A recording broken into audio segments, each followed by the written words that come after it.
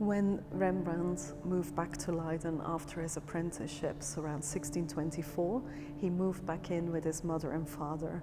And in these early works, you can really see that he paints what is surrounding him. So you see a lot of portraits of his father, of his mother, his siblings, of himself, of course.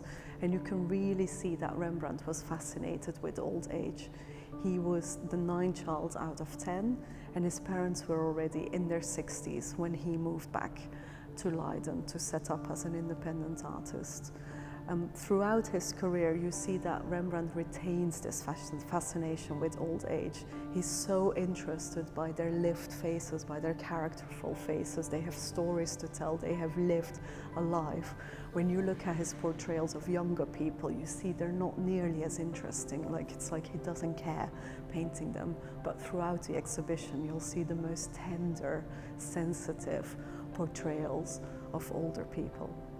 One of my favorite works of art in this exhibition is a drawing which belongs to the Ashmolean Museum, and it is the most stunning portrait of Rembrandt's father, which he started in 1627 in black and red chalk, and which he then later finished with very atmospheric brown washes.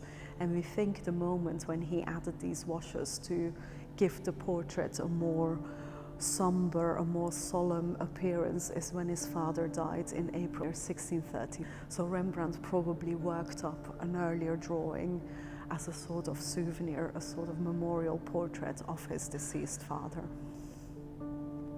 When we meet Rembrandt's family in the first section of the exhibition, you'll find a very small, very delicate etching, and in fact it's a portrayal of his mother looking very frail, very tired. Perhaps she's been posing for her aspiring artist son for too long. And this is in fact the first dated etching that Rembrandt has made, and it is signed and dated 1628.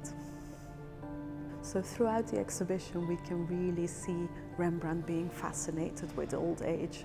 And there are not only portraits of his parents in the exhibition, there are also some tronies, which are character studies.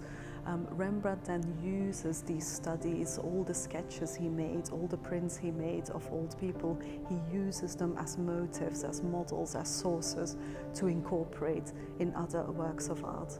A brilliant example is the Jeremiah lamenting the destruction of Jerusalem, which is dated 1630 and is the most exquisite painting.